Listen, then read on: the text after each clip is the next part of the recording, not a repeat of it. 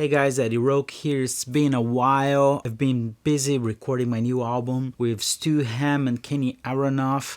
I can't wait to share with you guys some of the music. It's about time.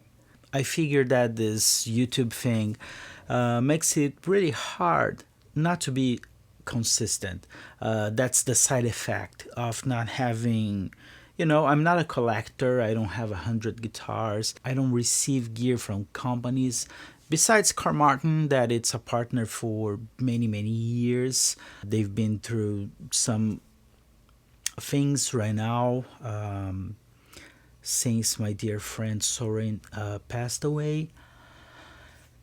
And, but besides Carl Martin, I don't receive a lot of gear to do reviews every week. It can be kind of boring talking about the same tube screamer or the same plexitone that I've been using for almost 10 years now. Anyway, I will try to bring some new gear for you guys. And so because everything I have is so old, it's so outdated, I will start this series called Late to the Party.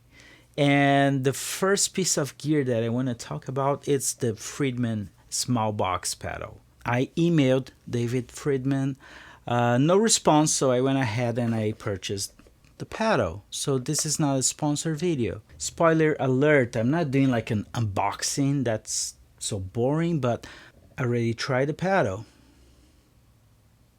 I loved it.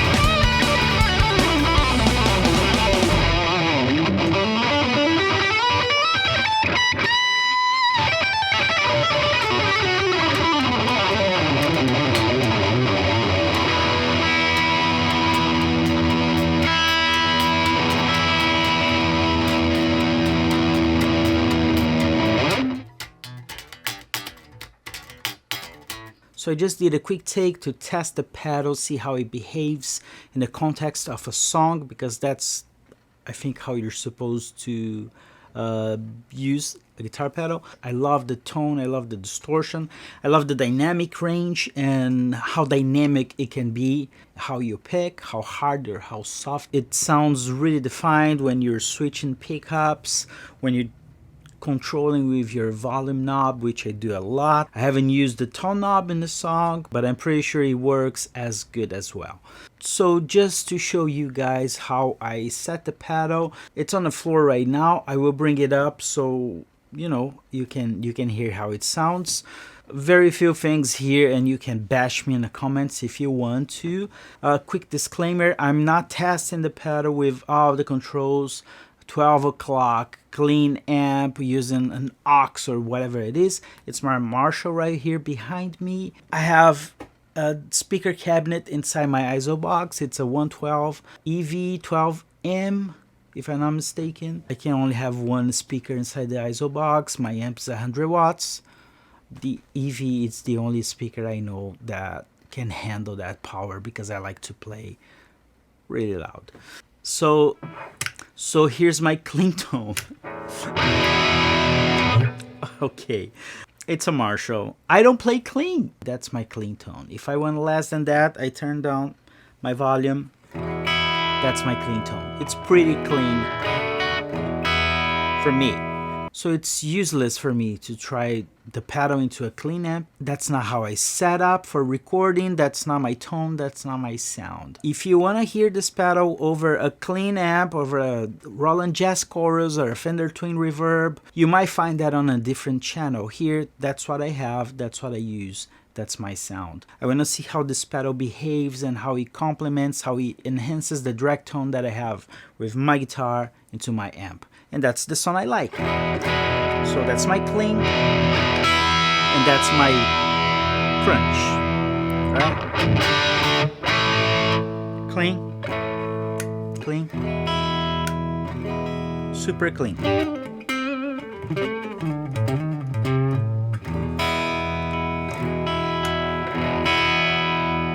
Right? So let's turn on the pedal. I need to bring it higher so you guys can see.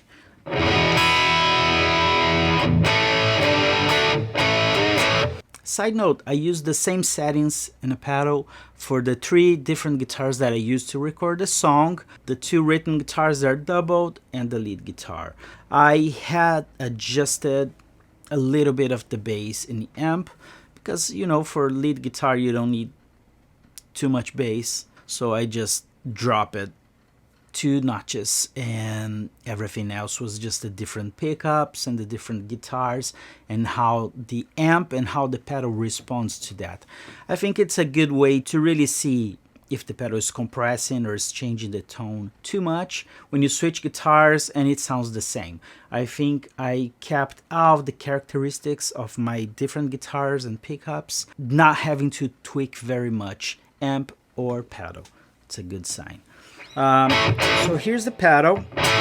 Eventually I punched a little bit of the delay, which is in the auxiliary channel of my little mixer, because I have the microphone inside the ISO box going to the mixer, delay into the auxiliary, then going to my interface. And this is how it sounds.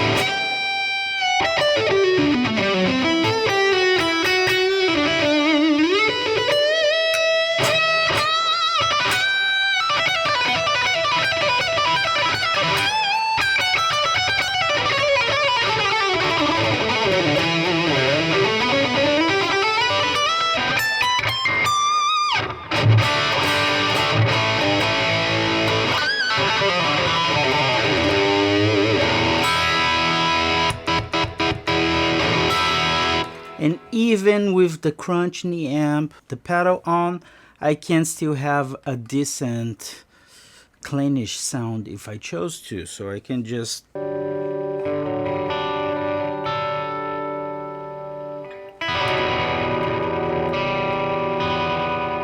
right?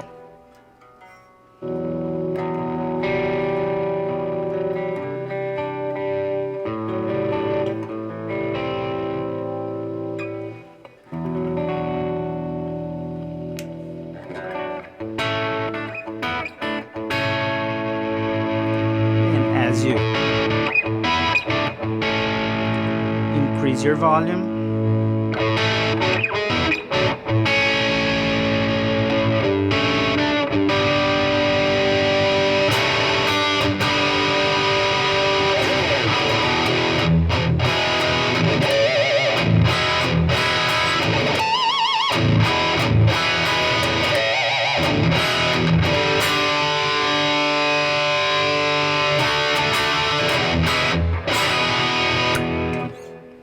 I think it's an amazing pedal. This is just a quick playthrough. I will try with different settings, different combinations. Right now I only have this amp in the studio, so that's what I have to try it. But in my humble opinion, you can't go wrong with the Friedman SmallBox. So I know I'm pretty late to the party, shame on me, but you know what?